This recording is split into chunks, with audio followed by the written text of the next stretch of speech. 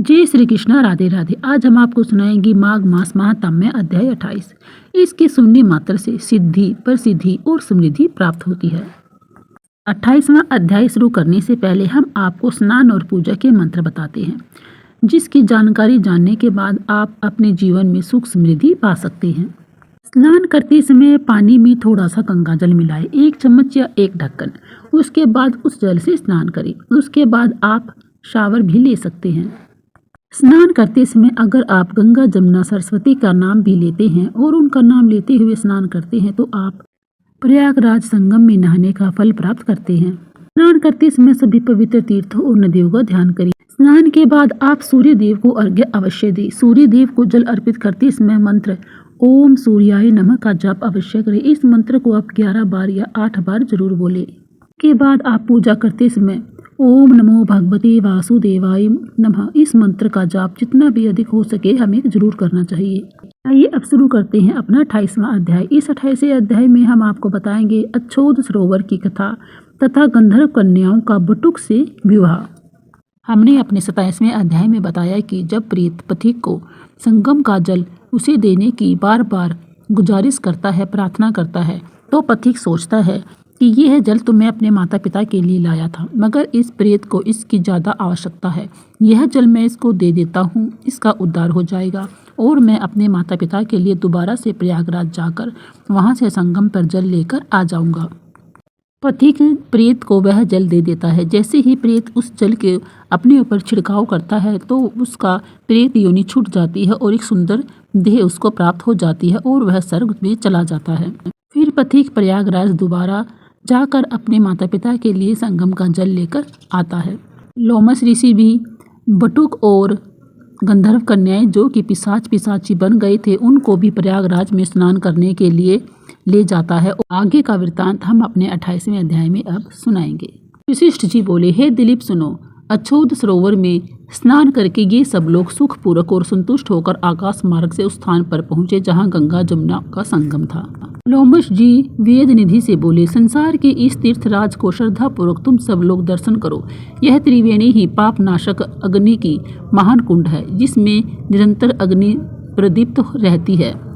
यह तप्ती को प्राप्त हुई अग्नि सबको संतुष्ट करती है। यहाँ पर 33 करोड़ देवता संतुष्ट होकर आनंद पूर्वक रहते हैं और स्वादिष्ट पर्याप्त सोमधारा पीते हैं। यहीं पर त्रिशूलधारी नीलकंठ महादेव जी प्रकट हुए थे। देवताओं से सेवित यह अक्षयवट है, जिसकी जड़ पाताल तक गई है और मृकंड के पुत्र मार्कंडेय जी जब प्रलय के समय संसार जल में डूबा रहता है तब वे भगवान के मुख में प्रविष्ट होते हैं।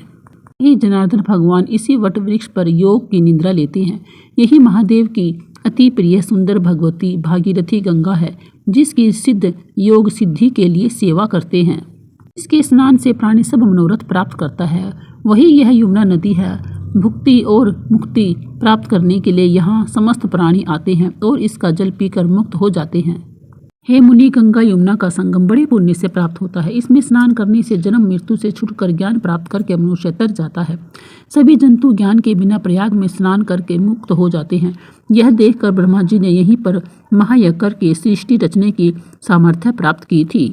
समय इंद्र के शाप से जब उर्वशी स्वर्ग से भ्रष्ट हुई थी तब उसने भी यहाँ स्नान किया, जिसके प्रभाव से वह फिर स्वर्ग को गई थी।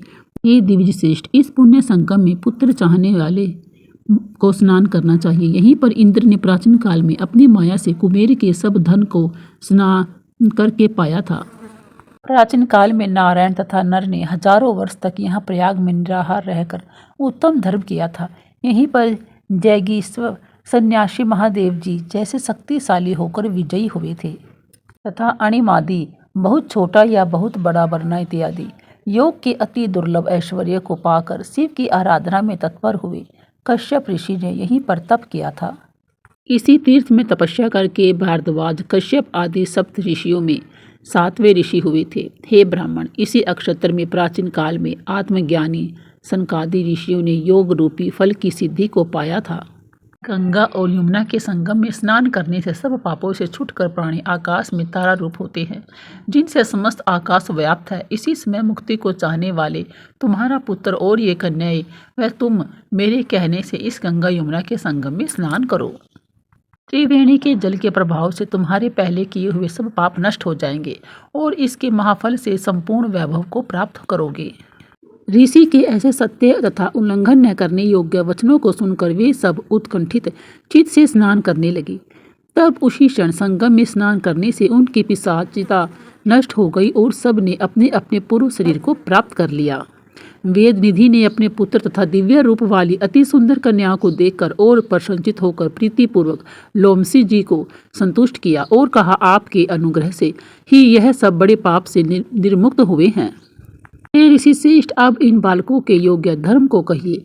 लोमस जी ने कहा, इस युवा कुमार ने वेदों का अध्ययन समाप्त कर लिया है। मैं प्रीतिपूर्वक कहता हूँ, अतः ये इन अनुराग करने वाली कन्याओं का पाणी ग्रहण करे। अब लोमस जी और अपने पिता की आज्ञा से ब्रह्मचारी बटुक ने विवाह की विधि से सुंदर द्रव्य तथा मंत्रों से एवं ऋषियों में मंगल किए जाने पर धर्मपूर्वक 5 कन्याओं से पाणी ग्रहण किया। इन कन्याओं के पूर्ण मनोरथ सफल हुए और वे सब बड़ी प्रसन्न हुई। वह कुमार भी अति संतुष्ट हुआ। लोमस जी उनको आज्ञा देकर और उनसे नमस्कृत होने पर देवताओं से सेवित मेरु पर्वत पर अपने आश्रम को चले गई। तब ही राजन वेद निधि अपने पुत्र तथा 5 बहुओं को साथ लेकर प्रसन्नचित होकर कुबेर के नगर को गई। धर्म से वंचक, पिता का द्रोही, गुरु की पत्नी में रत, कन्या की बिक्री करने वाला, विष्णु तथा ब्राह्मण से द्रोह करने वाला मनुष्य भी इस पवित्र कथा को सुनकर शुद्धि प्राप्त करता है। यह तीर्थ मनचाह और मोक्ष फल को देने वाला है तथा गोपनीय है। उनकी श्रद्धा न हो उनसे यह कथा गुप्त रखनी चाहिए। उनसे, हे सूत जी के पुत्र, यह कथा कभी न कहनी चाहिए। जो इसको पढ़ता है या सुनता है वही ब्राह्मण, विष्णु, देवता, ब्रह्मा और शंकर है। वही विष्णु का सायुज्य लोक प्राप्त करता है। वह पुण्यमय है जो पापों को हरने वाली है। वह धन्य है जो बुरे स्वप्नों को नाश करने वाली है। इस महात्म्य को सुनकर इसको पढ़ने वालों का पूजन करें। गो, भूमि, श्रम तथा वस्त्र देने से विष्णु भगवान प्रसन्न होते हैं। जो इस दिव्य महात्मा को सुनता है और याद करता है वह सब पापों से छूटकर विष्णु लोक को जाता है और उसकी सभी मनोकामनाएं पूरी होती हैं। वह सुरलोक को विजय करता है जो धर्महीन के लिए दुर्लभ है। इस महात्म्य को ब्रह्मा जी ने पहले वशिष्ठ मुनि से कहा, फिर दत्तात्रेय जी ने कहा, पश्चात वशिष्ठ जी ने राजा दिलीप से कहा और मैंने यह कार्तवीर्य को सुनाया। जिसके घर में लिखा हुआ यह महात्म्य सर्वदा पूजा जाता है उसके घर में सर्वदा भगवान नारायण पूजित रहते हैं। पुष्कर तीर्थ में, प्रयाग में, गंगा सागर में, देवालय में, कुरुक्षेत्र में तथा विशेषकर काशी में इसका पाठ अवश्य करना चाहिए। पुष्कर तीर्थ में ग्रहण में इसका पाठ करने से दूना फल प्राप्त होता है तथा जो मन लगाकर इसको सुनता है वह पुराण बांचने वाले ब्राह्मण का पूजन करता है। तथा हे सूत जी के पुत्र, गाय, भूमि, वस्त्र, आभूषण इत्यादि अमूल्य पदार्थ दान में देता है उसको किसी प्रकार की पीड़ा नहीं होती और वह मरने पर वैष्णव पद को प्राप्त होता है। इस प्रकार यह महात्म्य यहीं पर समाप्त होता है।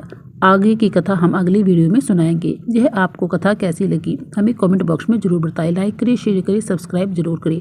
अगर कोई गलती हो गई हो तो हमें माफ़ करें। राधे राधे, कृष्णा कृष्णा।